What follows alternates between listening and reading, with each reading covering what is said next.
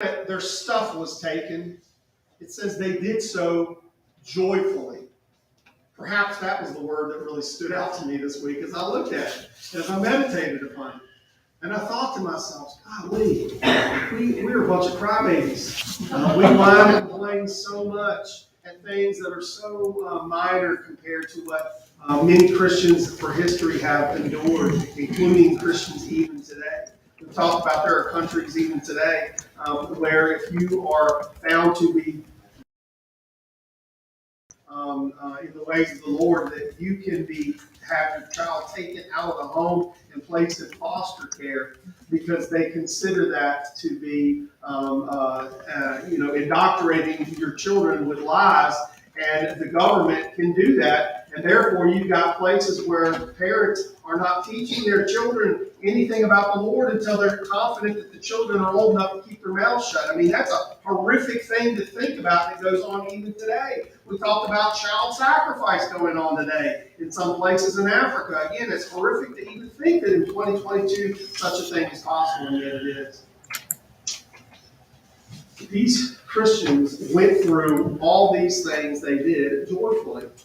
And so we have to ask ourselves, how is that possible? Well, you got to keep reading. That's fair. You don't stop right there in the middle of that sentence like I did. Okay? It says, for you had compassion on those in prison, and you joyfully accepted the plundering of your property, since you knew that you yourselves had a better possession and an abiding one. You had a better possession and an abiding one. Okay? Now, some of that is certainly, as I teach and I preach and I believe is biblical, and it is true, that a better possession is the peace that God gives us even in the midst of a terrible circumstance. I hold on to that. I am thankful for it, and I preach it. And I could even stretch it and say that that's an abiding peace that I have. It always goes on and lasts, and I think that would be true. But when we take into consideration the context of this and the verses that come further, lead me to believe that what these Christians were actually doing was they were realizing, hey, you know what? This might be tough right now, but this is only temporary. This is only for right now, because there is a much greater thing that we as Christians look forward to.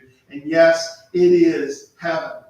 Sometimes we almost think like, well, you can't be too heavenly minded, or good on your, earthly good, right?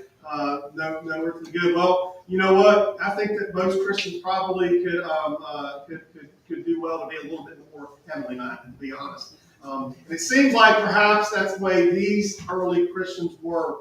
They were able to live their life right now saying, you know what? It's a good possibility that this life right here is going to stink in the world's eyes. I am probably going to spend a good portion of my life in prison. They're going to take my stuff. I'm going to probably be separated from my family. I'm going to probably have to endure watching bad things happen to my kids. The reality of it is, they probably thought is, sure is a good thing this ain't it. Sure is a good thing this isn't all that I have to look forward to. Because they had a true conviction that the best was yet to come. Just as we Christians ought to live that way as well, right?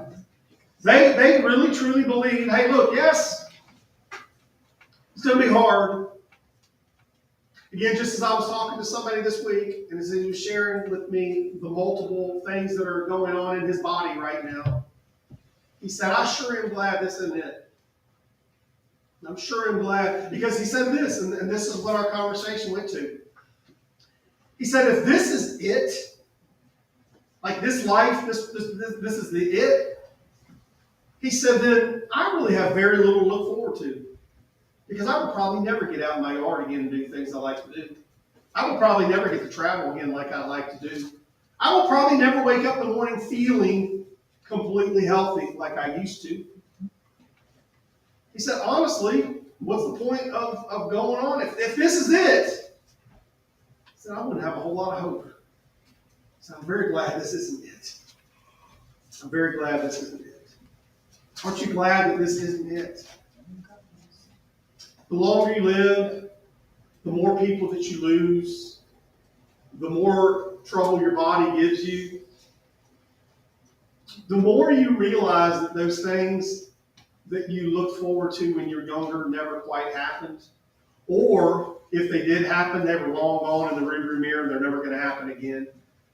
As the life unfolds, don't you just, isn't there something in you that just longs for what's yet to come, the better? I mean, I don't know where I put myself as far as age-wise. I'm 52, so I'm younger than some of you, I'm older than some of you. I mean, I guess that's what they call middle age. I think I'm leaving middle age soon. But I'm going to hold on to it for a while, but whatever. I mean, I don't know if anybody can say what middle age is. I'm just saying middle age is. But whatever. I will say this, honestly. I don't know, for whatever reason, the Lord has, just in this last year, had me thinking often on, there are a lot of things that I thought I would do in life that I realize now I will never do. That's just the way it is. There are things that I really thought when I was younger that life was going to turn out to be this way, and it will not be. You know? I don't know how else to say it. And I think the older you get, the more you think that. And in a sense, you realize that if you let yourself, there are things that the world would say, I should have done that it didn't. There are things that I did get to do that in reality I'll never do again. My body just won't let me. My time won't let me. My money, my finances maybe won't let me. I don't know what it is, but that's the reality. If this was it, it would be fairly dark, I would think, for a lot of people. And I tell you what, don't, while you're young and think, well, I've still got a lot of time, you might. But don't allow yourself to think that the things of this world are the things that are going to bring you hope and joy and satisfaction, because you're going to be sorely let down. Your job, your career, your family, your hobbies, travel, those things don't fulfill, and they are fleeting. If all of that stuff went, let me ask you, would you still be joyful? I'm afraid some of you would say, no, I'm only joyful if things go the way I want them to go. These people didn't have that. They had lost everything and they were joyful about it. Because they realized this ain't what abides. And what I do have is a whole lot better. Let's keep reading. He says, the writer says, therefore, do not throw away your confidence, which has a great reward. We kind of got like, well, what's the reward? For you have need of endurance, so that when you have done the will of God, you may receive what is promised. For yet a little while, the coming one will come, and will not delay. But my righteous one shall live by faith, and if he shrinks back, my soul has no pleasure in him. Don't get all sideways on this thinking, oh my gosh, it's not about you can lose your salvation. No, it's not. Because you know what? Those who've been born of God will endure. Okay? So they will keep all of the reward that is promised to them. Okay? It's just a fact they're going to endure. That's what the word says. But what's important here, I think, and key to get, is that again, we see very clearly what it is that these people were so joyful about. They realized that the reward was coming.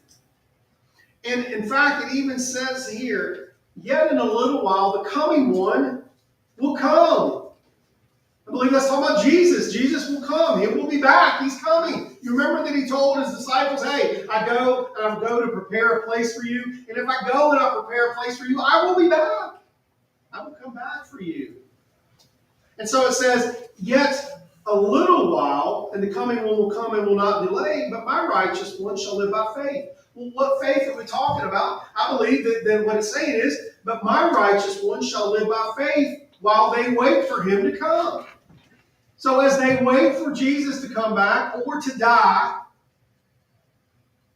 because one or the other is happening to every one of you in here, you're either dying or you're going to see Jesus come back, blast out of the sky, and however you believe that's going to happen. Let's try to maneuver some of the cloudy parts of Scripture, but it's going to be good. It's going to be glorious. I know that. But either you're going to see that happen or you're going to die. You might as well be coming with him, by the way. We have that to look forward to. The aches and pains that God allows in your bodies are actually designed to to put within you a yearning for that. As you lose people along the way, as people die, that's designed to have you yearning for him to come back. And it's saying here that while you're waiting, then just live by faith. Live faithfully. See, every once in a while, we'll have someone say, well, look, Jesus didn't die on the cross just to give you heaven. And I will agree. I mean, if what you're saying is, well, you're supposed to still live life now. That is true. You were called right now to do things for God, some of them hard things. You were called to, at times, sacrifice. You were called at times to endure the plundering of your possessions. You were called in this life to live to the glory of God. That is true. Jesus didn't die on the cross just so that you can spend eternity with him in heaven. But I will say that if it is true that we only have 60, 70, 80, 90 years to live now, and eternity is actually eternal, then I would have to say, even just using logic, that what is eternal is more important than what is temporary. I mean, am I stupid thinking that? Because sometimes I hear people say, well, the best part in eternity. I'm like, yes, it is the best part. I mean, life now is okay. It's pretty good. I mean, I'm happy and all, but I'm certainly much more thinking about what I'm going to spend for eternity than I am for now. That's not true, again, of those without any hope. That's not true with those without Jesus. For them, this is it. And again, think about how dark and depressing that is, if this is it.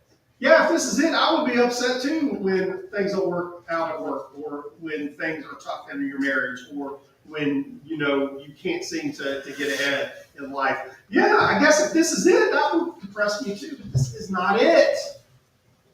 Don't live as if it is. Last verse here says, but we are not of